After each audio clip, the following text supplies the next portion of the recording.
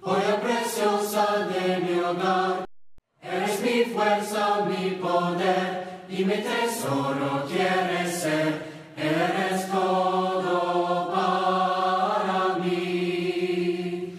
Joya preciosa de mi... Hola, muy buenas tardes, tengan todos ustedes bienvenidos a su programa La Defensa. Les damos la bienvenida a elcaminodeverdad.com y esperamos que ustedes puedan edificarse en esta página. Pueden ustedes navegar a través de las pestañas, de las páginas que les estamos proporcionando en este momento. Pueden ir a artículos, pueden ir a sermones escritos, a la sección de ¿qué quiere Dios de mí? En fin, pueden navegar a través de esta página, pueden encontrar mucha información, al igual que noticias, anuncios que estarán de eventos que se estarán llevando a cabo dentro de muy poco. Y también pueden ustedes encontrar un enlace a su mano derecha en elcaminodeverdad.com. Pueden encontrar enlaces de diferentes páginas que nosotros estamos recomendando, donde pueden encontrar más material espiritual para su crecimiento. Así que bienvenidos al elcaminodeverdad.com, bienvenidos a La Defensa. Y en esta noche, una vez más nos acompaña el hermano Will Barenga y el hermano Jesse Martínez, quienes estarán en el día de hoy. Van a estar iniciando una nueva serie en cuanto a preguntas y respuestas. Así que bienvenidos, hagan sus preguntas, sus comentarios, y estaremos tratando de responderlas en vivo en estos momentos. Bienvenidos a todos los que nos están viendo y escuchando desde México, Monterrey, en Querétaro, en Reynosa, aquí en Dallas, Fort Worth. Bienvenidos a todos, así que vamos a comenzar en esta noche con la defensa. Buenas noches, hermano Jesse Martínez, hermano Will Barenga. Buenas noches, hermano, y bienvenidos a cada uno de ustedes, nuestros hermanos que ya meses nos han estado acompañando. Les damos infinitas gracias por su apoyo y también, ¿verdad?, por su participación, y esperamos de corazón que las lecciones que hemos estado impartiendo a través de este programa les hayan estado siendo de beneficio para su ayuda personal, en su crecimiento espiritual, y esperamos también, ¿verdad?, que lo que estamos compartiendo con ustedes les asista, ¿verdad?, para compartir y hablar con aquellos que también tienen deseo de conocer a nuestro Dios. De verdad, muchas gracias por estar con nosotros, y esperamos que el tema que estaremos desarrollando el día de hoy también de igual manera les sea de beneficio, ya que también estaremos tratando con preguntas relacionadas, ¿verdad?, que comúnmente se hacen y que en muchas de las ocasiones las personas tienen un concepto erróneo acerca de ellas. Así es. Así que, una vez más, sean bienvenidos a su programa de televisión, La Defensa. Es un privilegio para nosotros, como siempre, poder formar parte de la instrucción bíblica que llevamos a cabo en este programa, y pues seguimos pidiéndola, como siempre, ¿verdad?, que ore por nosotros para que podamos continuar adelante, enseñando la palabra de nuestro Dios en su pureza. Recordemos pasajes como 1 de Pedro 4:11, si alguno hable conforme a las palabras de Dios, y pues eso es exactamente lo que queremos hacer, porque sabemos que el poder de la edificación se encuentra en las Sagradas Escrituras, y por eso queremos compartirlas con cada uno de ustedes. Y bueno, pues en esta ocasión vamos a comenzar una serie de preguntas y respuestas.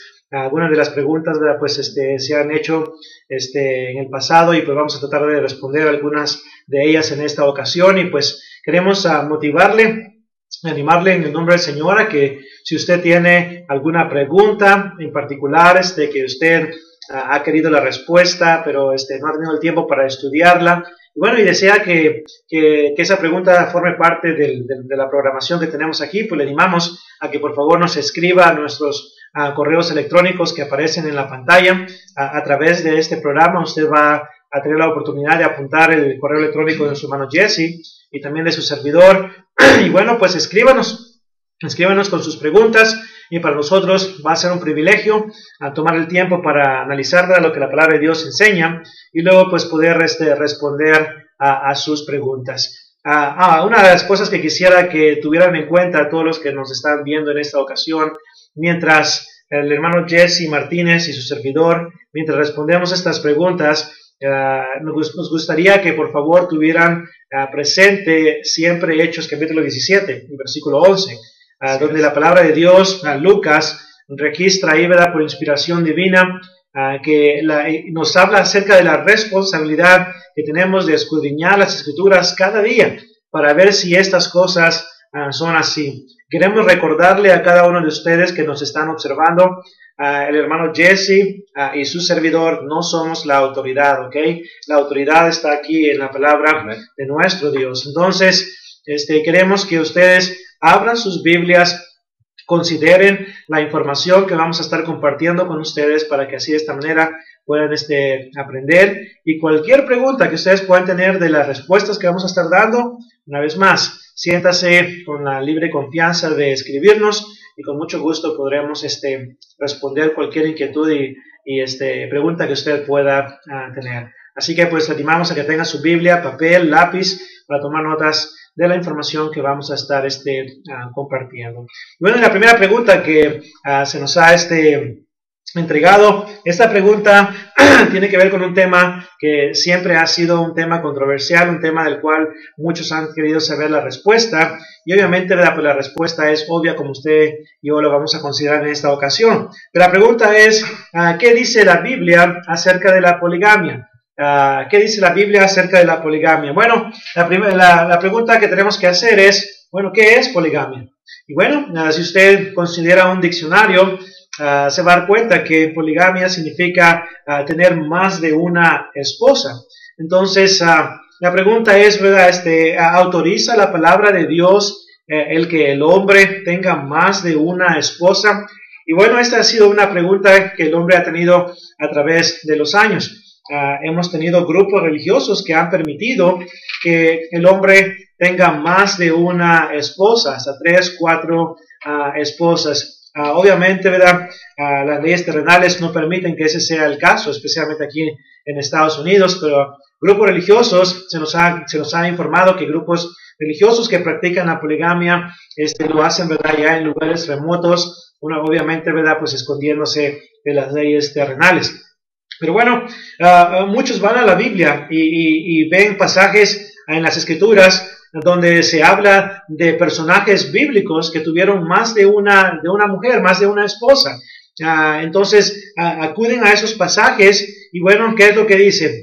Comienzan a razonar de una manera incorrecta y luego dicen, bueno, pues si este personaje y este otro personaje y este otro personaje tuvieron más de una esposa, entonces y Dios lo permitió, entonces debe de ser aprobado delante de Dios. Bueno, es importante que para cualquier tema que encontremos en las páginas de la Biblia, es muy importante e imperativo que analicemos cuidadosamente lo que la palabra de Dios enseña, para que interpretemos la palabra de Dios como debe ser, como Dios quiere y no como el hombre quiere.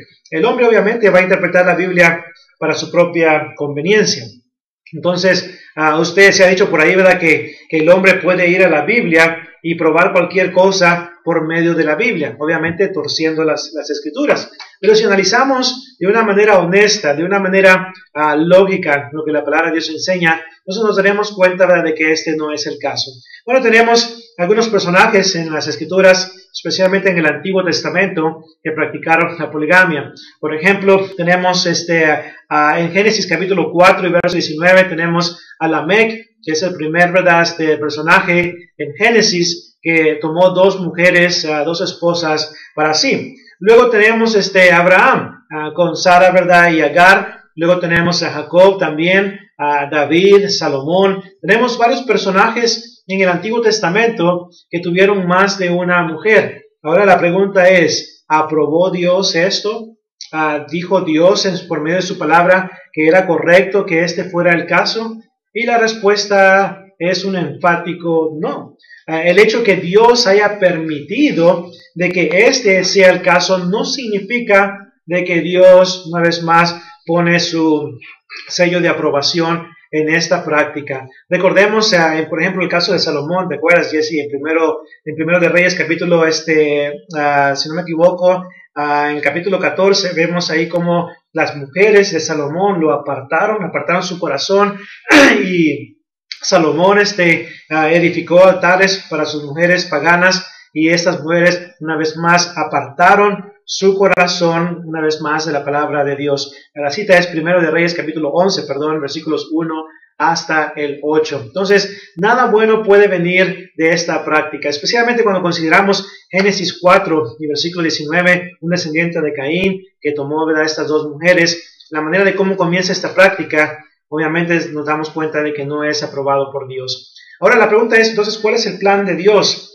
¿Cuál es el plan divino en cuanto al matrimonio que Dios ha establecido en su palabra? Y bueno, en Génesis capítulo 2, si nos acordamos ahí en el versículo 24, Dios dice, por esto dejará al hombre a su padre y a su madre y se unirá a su mujer. No dice a sus mujeres, sino más bien dice a su mujer. Entonces, ese es el plan divino de nuestro Dios. Un hombre, una mujer para toda la vida. Nuestro Señor Jesucristo en el Nuevo Testamento también reiteró esta enseñanza, este plan divino de nuestro Dios en Mateo capítulo 19, versículos 4 al 9. Una vez más, lleva la mente de estos judíos hasta el principio. Una vez más, donde Dios trae una mujer para darnos varias mujeres. Entonces, si razonamos correctamente en cuanto a este punto, nos daremos cuenta que el plan de Dios para el matrimonio es un hombre, un esposo, una esposa, y no varios hombres o varias mujeres. Así que, nuevamente, pues los pasajes de la Escritura, Génesis 2 y Mateo 19, también los requisitos para los ancianos, sea esposo de una sola mujer, en Primera de Timoteo capítulo 3, versículo 2 en adelante, y Tito capítulo 1, 5 al 9, ahí nos muestra una vez más el plan de Dios para los matrimonios. Así que la pregunta es, ¿aprueba Dios los matrimonios o la poligamia, Y la respuesta es no. Interesante al considerar el Nuevo Testamento, como acabas de mencionar, no voy a entrar en tu respuesta, pero cómo es que estas personas acuden al Antiguo Testamento pero no consideran el Nuevo. En el Nuevo no se vuelve a hacer mención de este tipo de actitud en las personas. La siguiente pregunta, mis amigos y hermanos, es si la enseñanza o la narrativa del ladrón en la cruz que muestra que el bautismo no es esencial para la salvación, según Lucas capítulo 23, versículos 39 al 43. La respuesta es un rotundo no. Déjenme decirles dos factores importantes o del por qué. Uno, porque debemos reconocer primeramente, ¿verdad?, lo que dice el apóstol Pablo escribiéndole a Timoteo en su segunda carta en el capítulo 2 y el versículo 15, ¿verdad? Procura con diligencia presentarte ante Dios aprobado, ¿verdad? Como obrero, aprobado dice, como obrero aprobado, dice que usa, que traza bien, al final del versículo, noten eso, dice que traza bien, que usa bien la palabra de verdad. Eso es en lo que quiero que nos enfoquemos. Esto es, cuando usted y yo vamos a hablar de algún tema o de cualquier pregunta que busquemos la respuesta, es necesario que consideremos lo que estamos leyendo antes de precipitarnos y dar la respuesta. Mientras que muchos nuevamente acuden a este pasaje para afirmar que el bautismo no es esencial, que el ladrón en la cruz, estando allí con Cristo, ¿verdad?, nunca le requirió que se bautizara, incluso, ¿verdad?, le dijo, desde ahora te digo que verdaderamente estarás conmigo en el paraíso. Bien, necesitamos entender esto. Uno, que la Gran Comisión, o lo que nosotros conocemos como la Gran Comisión, que se relata en Mateo capítulo 28, versículos 18 y 19, no viene a ser hasta después de la resurrección de nuestro Señor Jesucristo. El Señor establece algo muy importante allí en esos pasajes, dice el Señor. Dice, toda autoridad me es dada en el cielo y en la tierra, toda potestad. Está hablando de autoridad. Dice, por tanto, id y haced discípulos de todas las naciones, bautizándolos en el nombre del Padre, y del Hijo, y del Espíritu Santo. Noten aquí, el Señor está dando el mandato, pero esto ha ocurrido después que Él ha resucitado. Por lo tanto, en la condición del ladrón en la cruz, todavía no ha llegado la Gran Comisión. El Señor todavía no la ha encomendado. Así es que, por lógica, y por lo que está enseñando allí el Señor, el ladrón no tenía que ser bautizado, porque eso vendría hasta después. Segundo, noten lo que Marcos capítulo 2, el versículo 5 y el versículo 9 y 10 nos dice. Es de suma importancia, nuevamente, que usted y yo, al considerar la Escritura, entendamos lo que está surgiendo. ¿Por qué el Señor le garantiza al ladrón que él habría de estar con él en el paraíso? Por lo mismo que ocurre en Marcos capítulo 2, el versículo 5, el versículo 9 y el versículo 10. Noten, el Señor Jesucristo en esta ocasión le presenta a este paralítico, a quien le dice en el versículo 5, hijo, tus pecados te son perdonados. Noten la autoridad nuevamente allí del Señor Jesucristo. Él acaba de mencionarle a la persona, yo te perdono los pecados. Obviamente esto provoca un argumento o un alboroto entre aquellos religiosos que estaban en su derredor. Pero noten nuevamente el versículo 9 y el versículo 10, que son pasajes claves. El Señor vuelve a establecer su autoridad diciendo, ¿qué es más fácil decir al paralítico? ¿Tus pecados te son perdonados? O decir, levántate, toma tu lecho y anda. Noten el versículo 10, pues para que sepas que el Hijo del Hombre tiene potestad, tiene autoridad para perdonar pecados, le dice al paralítico, levanta, toma tu lecho y vete a tu casa. Lo que acaba de establecer el Señor Jesucristo, y esto es antes de su resurrección, es que Él tenía autoridad para perdonar pecados. Obviamente, si usted es perdonado de sus pecados, tiene acceso a aquel lugar que es conocido como el paraíso. El ladrón está en la cruz y el que le garantiza la entrada es el Señor Jesucristo. Con toda autoridad, Él le dice, desde ahora estarás conmigo en el paraíso. Pero esto de ninguna manera, mueve o quita el bautismo que es encomendado en la Gran Comisión para perdón de pecados. Hechos capítulo 2, el versículo 38, Hechos capítulo 8, versículo 36 y 37, Hechos capítulo 22, versículo 16, y nuevamente, ¿verdad? Podemos leer más pasajes, pero Primera de Pedro capítulo 3 y el versículo 21. Sí, es interesante, hablando de esta conversión, de la manera de cómo fue salvo el ladrón en la cruz. Dicen algunos grupos religiosos, ¿verdad?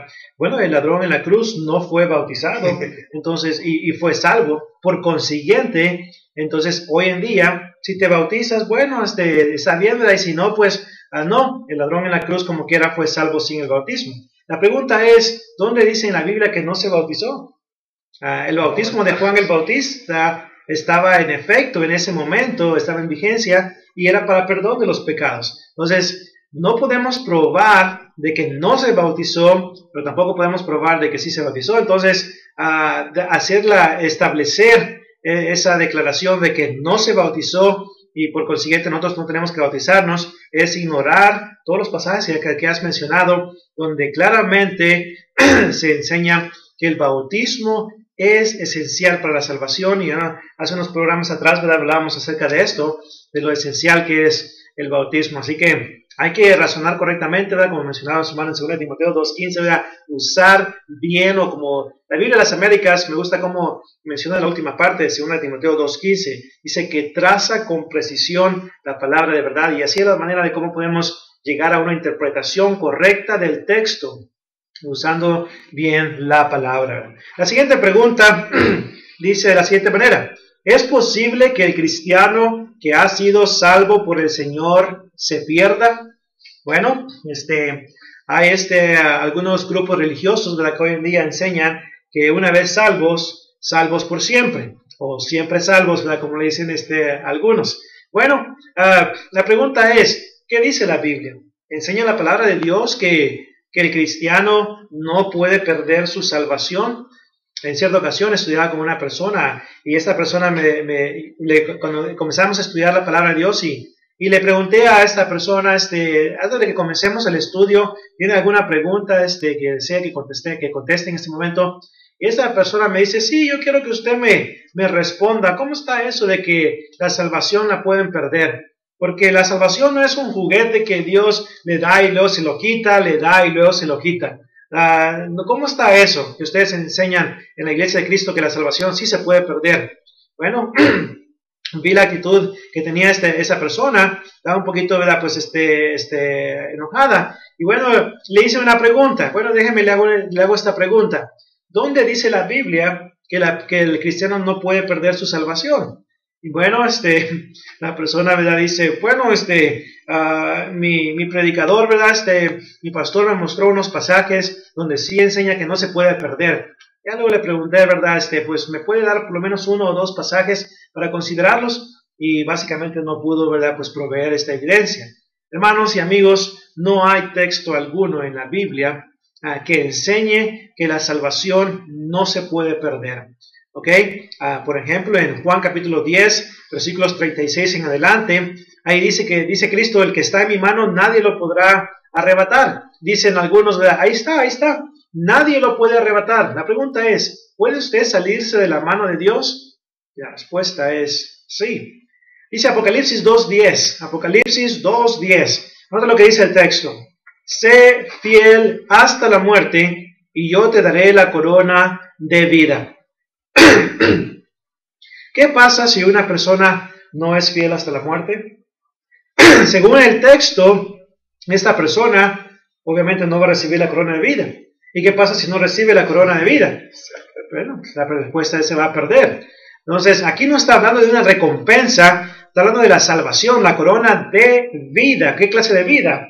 Vida eterna. Entonces, la salvación sí se puede perder. El apóstol Pablo, un apóstol que trabajó bastante en la obra del Señor, 1 Corintios 15:10, en 1 Corintios 9 y verso 26, dice el apóstol Pablo, sino que golpeo mi cuerpo y lo pongo por servidumbre, no sea que habiendo sido heraldo para otros, yo mismo venga a ser eliminado. ¿Qué significa ser eliminado? La respuesta es perder la salvación. Filipenses 2:12, dice el apóstol Pablo que debemos de ocuparnos en nuestra salvación con temor y temblor. La pregunta es, ¿qué pasa, hermano Jesse, si no nos ocupamos en nuestra salvación con temor y temblor? Perdemos. La respuesta la vamos a perder. Entonces, cierto, ¿verdad? Este predicador prominente escribió un artículo en el cual él escribió lo siguiente y dijo, el comportamiento no cancela la salvación. Hermanos y amigos, el comportamiento sí cancela tu salvación si no es conforme a la palabra de nuestro Dios. Recordemos las palabras de nuestro Señor Jesucristo en Mateo 7:21. Dice el texto ahí, no todo el que me dice Señor, Señor, entrará en el reino de los cielos, sino el que hace la voluntad de mi Padre que está en los cielos. ¿No, Jesse? ¿Qué pasa si una persona no hace la voluntad de mi Padre que está en los cielos?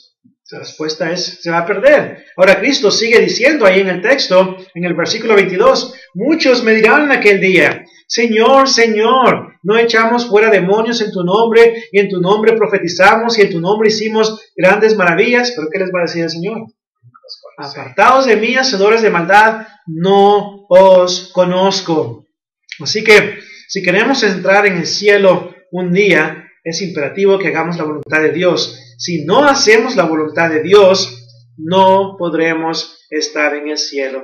Apocalipsis 22:14 dice, bienaventurados los que lavan sus ropas para tener derecho al árbol de la vida, y así pueden entrar al cielo, ¿verdad? Entonces, la Biblia, especialmente el libro de Hebreos, la carta a los Hebreos, una y otra vez enseña claramente que la salvación se puede perder. Y déjenme le leo rápidamente Hebreos capítulo 2, versículo 1 en adelante. Y nota lo que dice el texto. Hebreos capítulo 2, del 1 en adelante. Por tanto, es necesario que con más diligencia atendamos a las cosas que hemos oído, no sea que nos deslicemos. Porque si la palabra dicha por medio de los ángeles fue firme, y toda transgresión y desobediencia recibió justa retribución, nota el 3, la pregunta, ¿cómo escaparemos nosotros si descuidamos una salvación tan grande? Nota la pregunta que hace, una pregunta retórica, obviamente sabemos la respuesta. La respuesta es no podremos escapar si descuidamos una salvación tan grande. Hermano y amigo, la salvación se puede perder. Por eso es importante que nos mantengamos fieles al Señor para que no la perdamos y así, ¿verdad? Pues perdamos esa esperanza de vida eterna que el Señor nos ha dado, ¿verdad? Por medio de la obediencia al Evangelio. Interesante en el versículo 2 ahí en el versículo 3, perdón, de Hebreos que acabas de leer, ¿verdad? Noten ahí cuidadosamente lo que dice el autor. Si descuidamos, nadie puede descuidar algo que no ha recibido. Obviamente, si usted ha recibido la salvación y la descuida, la va a perder. El que está en el mundo no puede perder algo que no ha obtenido. La salvación la obtenemos a través de la obediencia al Evangelio, ¿verdad? Allá Romanos capítulo 1 y el versículo 16.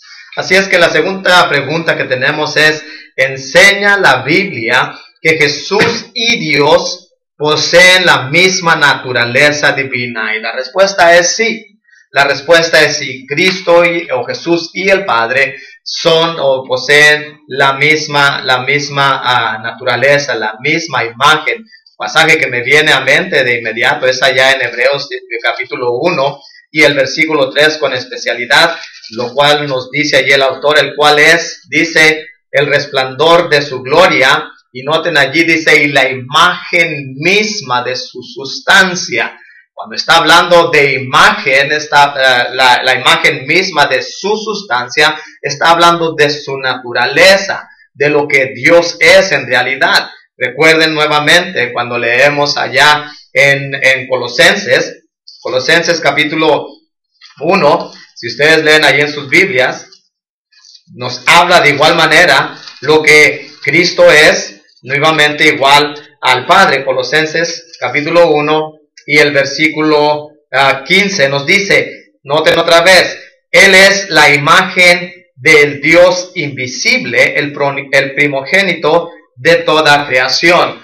De manera que cuando las Escrituras hablan si Cristo o Jesús es igual al Padre, es la misma sustancia, dice el autor de los Hebreos, pero creo sinceramente que el apóstol Pablo, al igual, ¿verdad?, que si fue él el que escribió Hebreos, bien, si no, de igual manera, el apóstol Pablo en Filipenses usa unas palabras bien claras para que ustedes y yo entendamos en cuanto si Cristo o Jesús es igual al Padre. El apóstol Pablo cuando escribe a los Filipenses, en el capítulo 2 y el versículo 6 o el versículo 5 al 6, con especialidad el 6, dice el apóstol Pablo, haya pues en vosotros este mismo sentir que hubo en Cristo Jesús, el cual siendo en forma de Dios no estimó el ser igual a Dios como a cosa que aferrarse, sino que se despojó de sí mismo. Ahora, noten esto, ahí la palabra forma del griego viene de morfe, el cual quiere decir nuevamente esencia y naturaleza.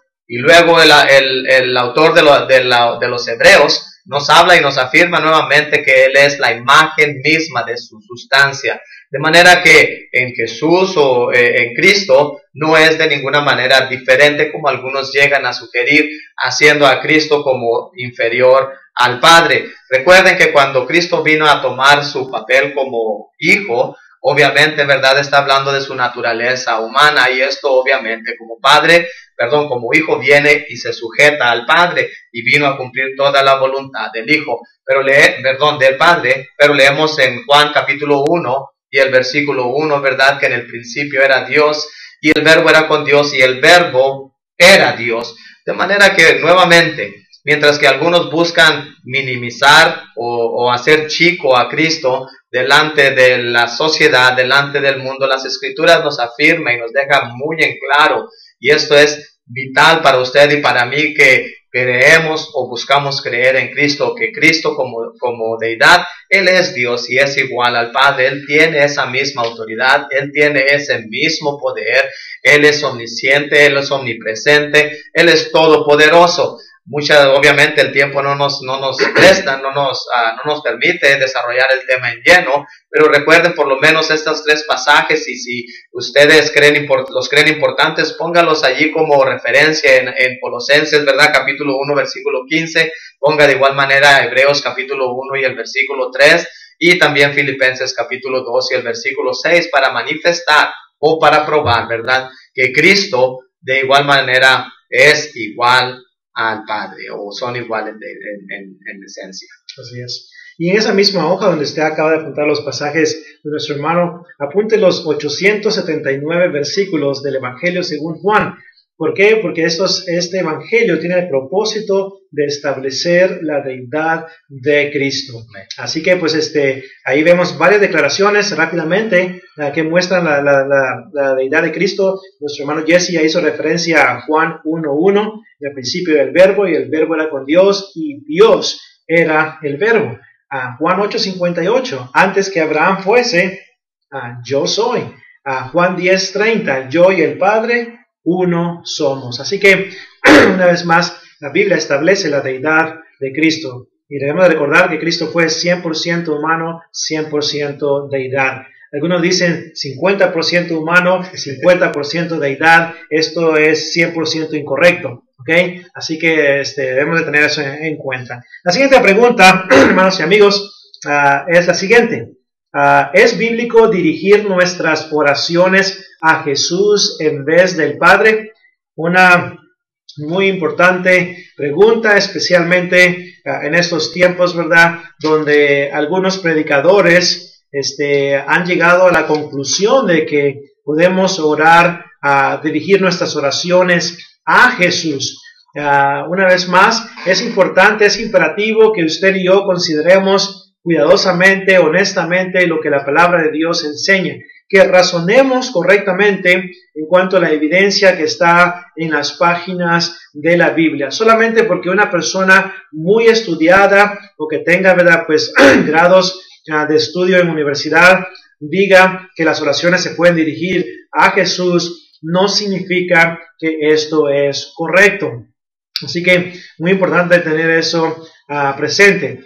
El hecho que el hermano Jesse argumente eso no lo hace correcto. El hecho que el hermano Willie argumente eso no lo hace correcto. El hecho que el presidente Obama argumente eso no hace que sea correcto. La pregunta siempre debe ser, ¿qué dice la Biblia? Entonces, es importante que consideremos la enseñanza de Jesús. Por ejemplo, en Juan capítulo 14, y pido que me acompañen aquí, Juan capítulo 14, Jesús nos da instrucciones en cuanto a la oración. Si usted se acuerda, en el Sermón del Monte, 111 versículos, en el capítulo 6 del Sermón del Monte, Jesús enseña en cuanto a la oración. Y le dice, vosotros pues oraréis así, Padre nuestro que estás en los cielos. Luego aquí en el Evangelio según Juan, en el capítulo 14, note lo que dice el versículo 13 y el versículo 14. Y todo lo que pidiereis, ¿a quién?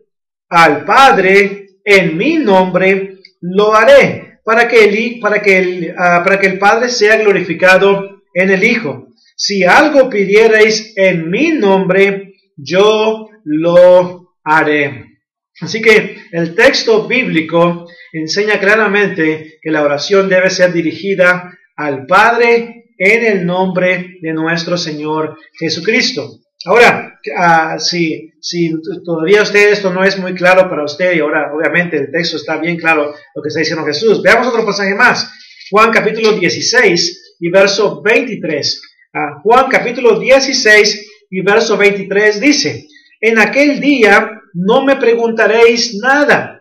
De cierto os digo, que todo cuanto pidiereis al Padre en mi nombre, os lo dará. Hasta ahora nada habéis pedido en mi nombre. Pedid y recibiréis para que vuestro gozo sea cumplido. ¿Por qué no habían pedido nada en el nombre de Cristo? Porque Cristo estaba todavía con ellos ahí en la tierra. Entonces cuando ya Cristo ascendiera al cielo y se sentara a la diestra del Padre para interceder por nosotros, entonces es cuando nosotros íbamos a pedir al Padre en el nombre de nuestro Señor Jesucristo. Algunos, una vez más, hay argumentos que la gente hoy día y predicadores utilizan para justificar la oración a Jesús, y hay argumentos, una vez más, que refutan esos argumentos que se usan de alguna manera incorrecta. Algunos, por ejemplo, razonan de esta manera.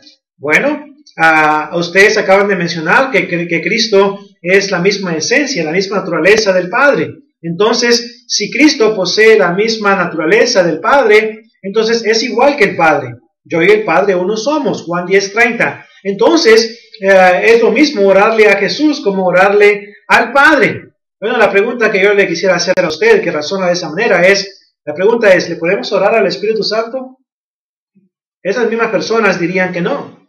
Ahora, la pregunta es, ¿posee el Espíritu Santo la misma esencia, la misma naturaleza que el Padre y Dios? Y la respuesta es sí. Pero la Biblia en ninguna parte enseña que oremos al Espíritu Santo, ni tampoco a Jesús. La Biblia enseña claramente que hay que orar al Padre. Ahora otros dicen, bueno, Esteban le oró a Jesús. Esteban no oró a Jesús. Esteban vio los cielos abiertos, vio en esta visión al Hijo de Dios sentado a su diestra.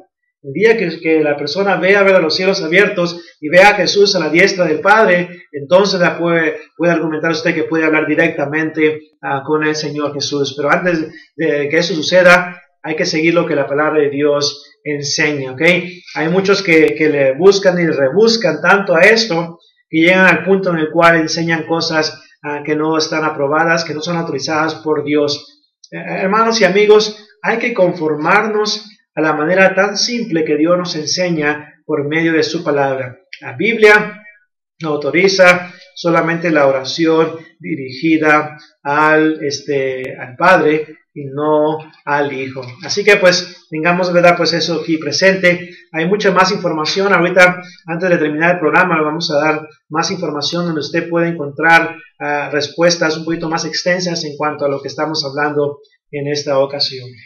Ahorita que leías Juan 16, ¿verdad? Diciéndole el Señor a sus discípulos, todavía no habéis recibido porque nada habéis pedido en mi nombre. Me acordaba de Hechos capítulo 4, ahí del versículo 23 en adelante, cuando están orando después del Pentecostés, por las cosas que les acaban de acontecer. Esto es que habían sido puestos en la cárcel.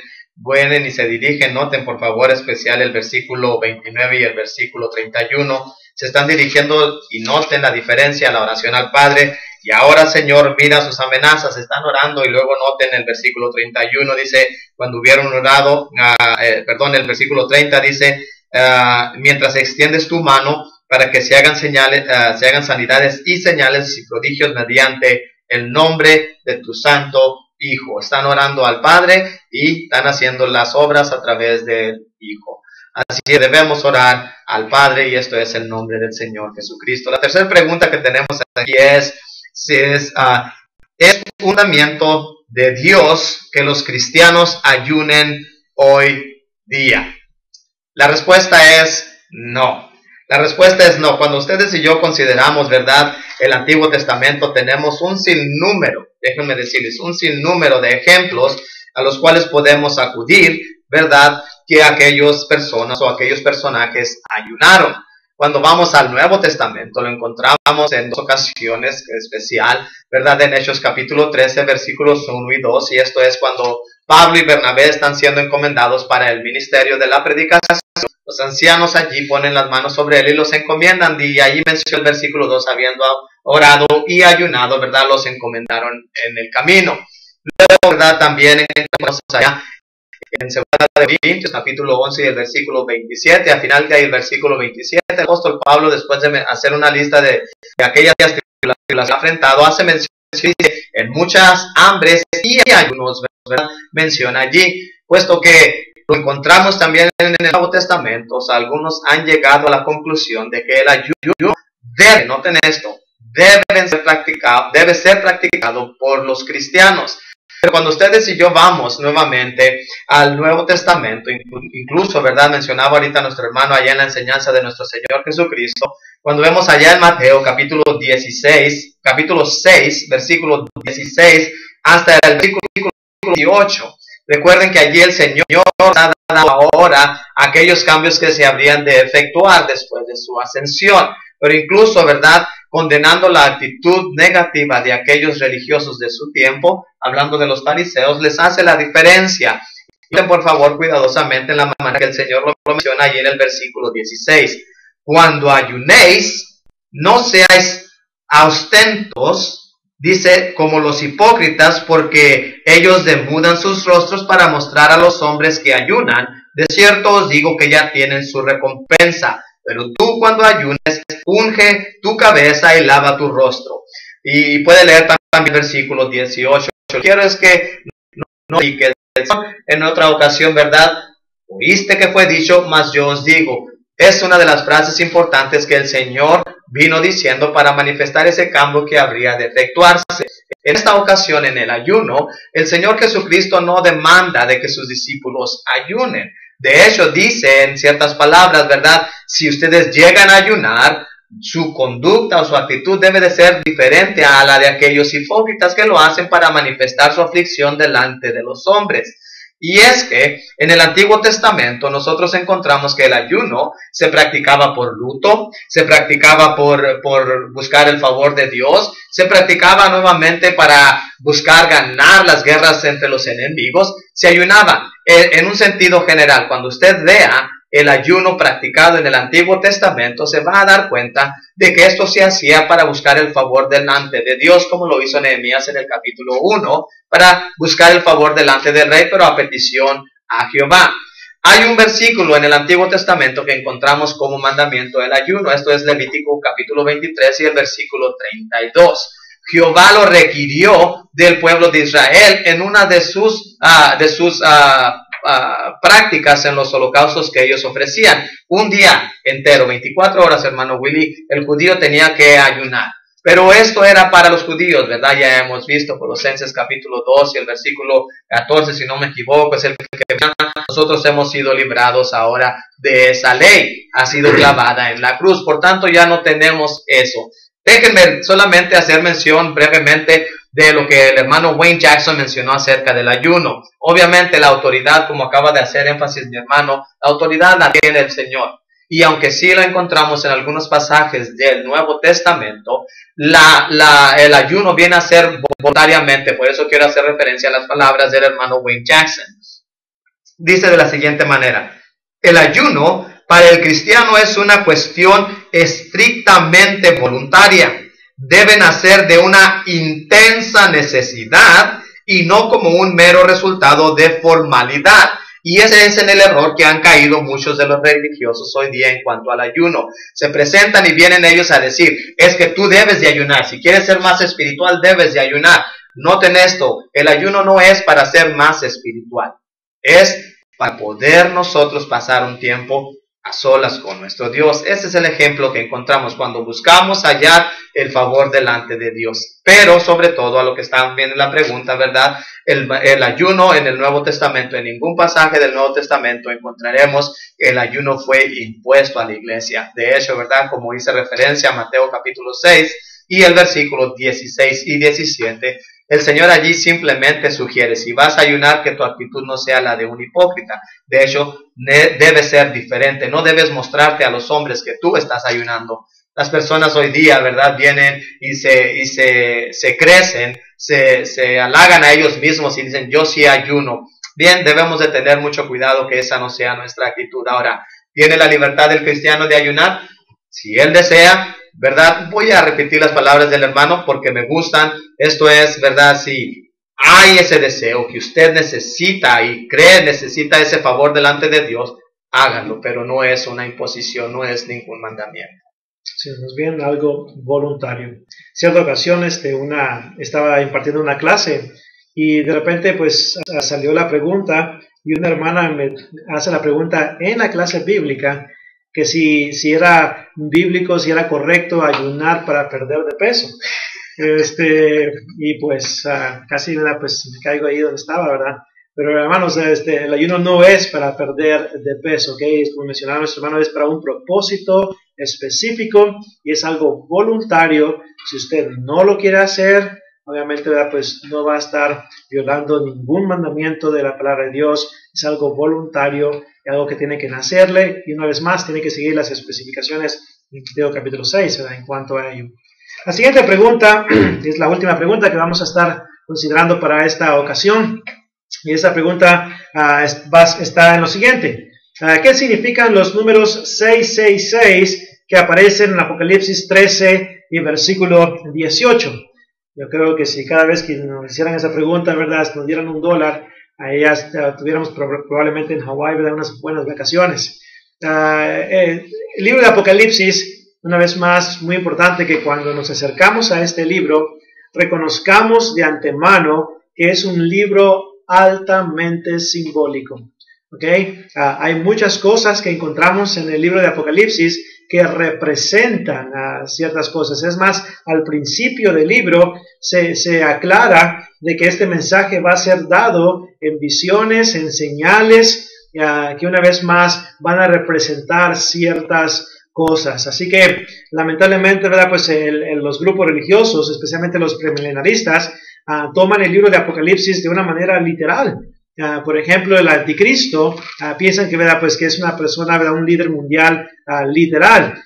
La bestia, piensan también, ¿verdad? Que va a ser una bestia literal. Entonces van al libro de Apocalipsis y comienzan a hacer del libro de Apocalipsis enseñanzas que la palabra de Dios no aprueba. No podemos tomar de un punto de vista literal lenguaje altamente simbólico, altamente apocalíptico. Entonces, es importante que entendamos la naturaleza de este libro. Ahora, en cuanto al número 666, ¿qué no se ha dicho de este número? Si usted considera todas las interpretaciones que se le han dado al número 666, usted se va a sorprender. Por ejemplo, algunos han llegado al punto de decir que las iniciales www del Internet representan el 666. Otros han llegado al punto de decir que el código de barra en los productos también ahí contiene, ¿verdad?, el 666. Otros, ¿verdad?, pues básicamente le han atribuido a las iniciales del IRS o los impuestos, ¿verdad?, lo que es el 666. Probablemente esa sea una interpretación un poquito más cercana, ¿verdad? No se crean. IRS no significa, ¿verdad?, el 666. Entonces, han habido una vez más un sinnúmero de interpretaciones. Otros traen, pues, nombres como Hitler, por ejemplo. En cierta ocasión un personaje agarra el nombre de Hitler y a la H le da un equivalente numérico y luego a la I le da otro número y luego al final suma toda esa cantidad de números que le ha puesto ahí y la cantidad total es 666. Entonces lo hacen de esta manera con la desesperación de atribuirle este número a ciertos personajes, como lo que es el anticristo, ¿verdad? Han dicho que Saddam Hussein era el anticristo. Bueno, ahora Saddam Hussein ya no está presente, entonces, ¿verdad?, pues ahora tiene que ser alguien más, y así han estado pasando a través de los años, ¿verdad?, atribuyéndole cosas una vez más al libro de Apocalipsis que no están ahí, ¿verdad? Entonces la pregunta es, ¿qué significa el 666? Bueno, recordemos que el número 7 denota perfección, denota lo que es perfecto. Bueno, el 6 cae 1 de 7, entonces básicamente lo que Apocalipsis capítulo 13 y verso 18 está haciendo es denotando o dando un énfasis en cuanto a la imperfección, en cuanto a lo inicuo, en cuanto a lo impío, en cuanto al pecado. Eso es lo que básicamente está haciendo, ¿verdad?, con el 6. El 6 representa lo imperfecto, representa lo inicuo, representa el pecado, y cuando tenemos el 666, básicamente se utiliza de esta manera, esta repetición, como manera de énfasis, no, ¿verdad?, pues dando a entender de que un hombre en particular, ¿verdad?, pues representa el 666. Póngase a pensar en cuanto a esto. Hitler, 666, hermanos y amigos, Hitler no existía allá aproximadamente por el 95-96 cuando se escribe el libro de Apocalipsis. Entonces esto no tendría ningún sentido para los cristianos del primer siglo cuando se les escribe y se les entrega el libro de Apocalipsis. Entonces cualquier interpretación que se le dé al libro de Apocalipsis y que tenga una aplicación, ¿verdad?, a personajes hoy en día, simplemente, ¿verdad?, no es aprobada por nuestro Dios. Así que le animamos a que por favor, ¿verdad?, considere estudiar, ¿verdad?, un poco más a fondo esas cosas para que usted entienda que ¿verdad?, no es el caso. Ahora, como mencionábamos al principio, usted puede encontrar material adicional para poder estudiar un poco más acerca de esas respuestas que hemos dado. Visite por favor www.regresandoalabiblia.com. Ahí va a encontrar usted un libro de preguntas y respuestas. Va a encontrar el estudio, el comentario del libro de Apocalipsis, el comentario de Marcos, donde también se habla acerca del ayuno. Entonces hay mucho material bíblico disponible para usted, así que pues, le animamos a que tome el tiempo, ¿verdad?, para que pueda considerar ese material ahí escrito, ¿verdad?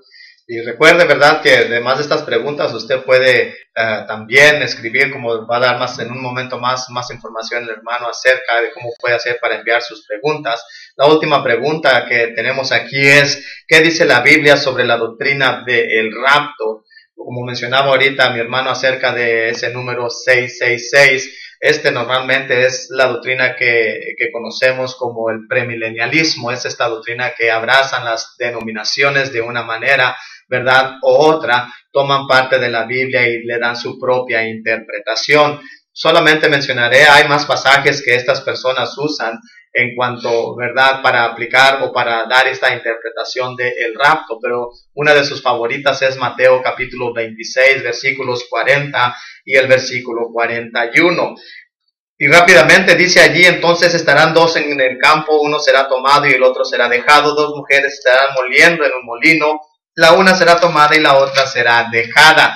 Ven, allí está el rapto. Incluso ponga usted allí en su Google búsqueda y póngale rapto y le van a dar todas estas caricaturas cómicas donde las personas se van y están en la ropa sola, los tenis solos, están abandonados, y hacen referencia a lo que Mateo está diciendo allí. Pero yo le animo a que considere todo lo que está sucediendo en el contexto. Si usted se va a unos versículos más arriba, noten el versículo 37, el Señor Jesucristo da el ejemplo, dice: así será la venida del hombre. Incluso váyase hacia el versículo 46 y el Señor dice: bienaventurado el siervo que cuando su Señor venga le haya haciendo así. De manera que cuando está hablando de su segunda venida, ya que la interpretación del rapto, hermano, es algo que ellos dicen es una venida del Señor Jesucristo invisible. Noten por favor allí la gráfica que se les enseñará en su pantalla. Si ustedes se dan cuenta, allí en el número 1, el Señor Jesucristo vino a la tierra para salvar al pecador. Pero luego miramos en el rapto donde ellos dicen que vendrá de una manera invisible. Esta es la segunda venida. De la manera que ellos lo quieran mirar, están hablando de una segunda venida. Y número 3, cuando el Señor vendrá por tercera vez, ellos dicen: no, esa es la segunda, no, esta ya es la tercera vez, porque Él ya vino segunda vez en el rapto. Esta es la tercera vez cuando Él vendrá en el segundo Armagedón, o llamado Armagedón. De manera que noten, hay 3 venidas, 3 advenimientos del Señor. Las Escrituras son totalmente diferentes a lo que estas personas enseñan. Cuando la Biblia habla en el Nuevo Testamento, mi hermano Willy, obviamente, ¿verdad?, estará de acuerdo con lo que digo. La Biblia habla de un segundo advenimiento. El autor de la epístola a los Hebreos, cuando escribe allá en el capítulo 9 y el versículo 28, nos deja, pero bien en claro lo que viene a ser en cuanto a la venida del Señor. Noten, dice, cuando está hablando del versículo 27, el hombre muere una sola vez, dice el versículo 28, así también Cristo fue ofrecido una sola vez para llevar los pecados de muchos. Noten allí, subrayen en sus Biblias, y aparecerá por segunda vez, sin relación con el pecado, para salvar a todos los que le esperan. Noten allí, por favor, otra vez dice, vendrá por segunda vez. Sí, eso está hablando cuando venga en el Armagedón. Espérate, si es el Armagedón, entonces ya es la tercera, porque tú me estás diciendo que va a venir en el rapto. Sí, pero como no tocó el piso, según 1 de Tesalonicenses, capítulo 4, versículo 16, por tanto, ¿verdad?, no cuenta como venida. Bueno, si vino, dice 1 de Tesalonicenses, capítulo 4, versículos 16 y 17. Lean también el versículo 18 y se van a dar cuenta que está hablando, hermano, de la segunda venida de nuestro Señor Jesucristo. La Biblia habla acerca de un segundo advenimiento, incluso Hechos capítulo 1, versículo 10 y 11, donde los apóstoles están parados viendo hacia el cielo a partir al Señor. El versículo 11 dice que estos hombres en vestiduras blancas les dicen: varones galileos, ¿qué hacéis mirando al cielo? Este mismo Jesús que ha sido tomado de vosotros al cielo, de esa misma manera vendrá. Apocalipsis capítulo 1 y el versículo 7 nos dice que todo ojo le verá. Su advenimiento, su segundo advenimiento vendrá y será visible. ¿Por qué? Porque ha de venir por su iglesia, donde leemos allá en Hechos capítulo 24 y el versículo 15 con especialidad, que nos habla acerca de la resurrección de justos e injustos. Hay una resurrección solamente. Cuando el Señor Jesucristo venga por segunda vez, todos los muertos resucitarán. Si no, lea por favor el capítulo 25 de Mateo, que sigue nuevamente la narración que está haciendo el autor del libro, que es Mateo, y se va a dar cuenta que sigue hablando de lo mismo. Del capítulo 24 está hablando de la venida del Señor Jesucristo, y con una parábola en el capítulo 25 muestra en la resurrección, cuando el Señor venga nuevamente, habrá una resurrección, justos e injustos se irán unos a la vida eterna y otros al castigo eterno. Pero el rapto no es mencionado en las Escrituras. Alguien te puede decir, Jesse, pero bueno, 1 Tesalonicenses, capítulo 5, 1 y 2, dice que vendrá como ladrón en la noche. 2 de Pedro 3:10 también dice lo mismo. Ahí no está hablando de que no va a venir de una manera visible. Venir como ladrón en la noche significa que Cristo va a venir en la hora que menos pensemos. Mateo 24, el versículo 44 es un excelente comentario a lo que significa vendrá como ladrón en la noche. Va a venir cuando menos lo pensemos, sino que va a venir, ¿verdad?, a escondidas. Y aquí vienen las nubes y todo ojo le verá. Apocalipsis 1 y versículo 7. Con voz de mando, con voz de arcángel y con trompeta. No me suena como a algo, ¿verdad?, invisible, ¿verdad?, no visible, no audible. Así que le animamos en el nombre del Señor a que por favor estudien la palabra de Dios, estudiemos la palabra de Dios de una manera lógica, consideremos el contexto de los pasajes, tracemos bien la palabra de Dios para que así podamos llegar a una interpretación bíblica que está en armonía con la palabra de Dios. Acuérdese, un principio de la hermenéutica. Si la interpretación de un pasaje está en conflicto con otros pasajes, entonces algo está mal. ¿Qué tenemos que hacer? Regresar una vez más y evaluar, examinar una vez más esa interpretación y considerar el texto bíblico de una manera más cerca, ¿verdad? Así que una vez más, muchas gracias por habernos acompañado en esta ocasión. Y pues, como mencionaba nuestro hermano Jesse, ¿verdad?, queremos darle información acerca de material bíblico en español, y pues queremos una vez más recordarle, ¿verdad?, del sitio web regresando a la biblia.com, donde hay bastante material bíblico, el camino de verdad.com, también, ¿verdad?, pues tenemos bastante información disponible ahí para cada uno de ustedes, ¿verdad? También apologeticexpress.com, también tenemos bastante información ahí disponible, ¿verdad? Así que pues una vez más queremos, ¿verdad?, recordarles el próximo programa, ¿verdad?, va a ser abril 9, así que pues esperamos en Dios contar con su apoyo, así como lo hicieron en esta ocasión, pues también para la próxima les invitamos. Acuérdense que vamos a seguir con preguntas y respuestas, así que no se le olvide enviarnos su pregunta. Puede contactarnos por correo electrónico, puede dejar su pregunta, ¿verdad?, en la caja de chat del caminodeverdad.com, escríbanos por medio de Facebook. Hay bastantes medios por los cuales usted puede comunicarse. Llámenos por teléfono si gusta también, ¿verdad?, hacerlo. En fin, queremos responder sus preguntas a la luz de la palabra de nuestro Dios. Si hay alguna pregunta que hemos respondido y que usted no está de acuerdo con lo que hemos estudiado, bueno, escríbanos y así de esta manera juntos podamos, ¿verdad?, considerar lo que la palabra de Dios enseña dentro de su contexto. Y gracias nuevamente, y recuerde que aunque usted no estuviera viendo el video, iba a estar corriendo, íbamos a hacer la grabación, pero de antemano le damos gracias por su apoyo, por su asistencia, por sus oraciones. Crean, verdaderamente son de mucha asistencia para nosotros. El hecho de que ustedes oren por nosotros y nos apoyen en el programa es de grande beneficio para nosotros. Así es que muchas gracias, y esperamos que la palabra de Dios siempre, ¿verdad?, more en ustedes, y que su deseo por ella siempre vaya creciendo. Sí.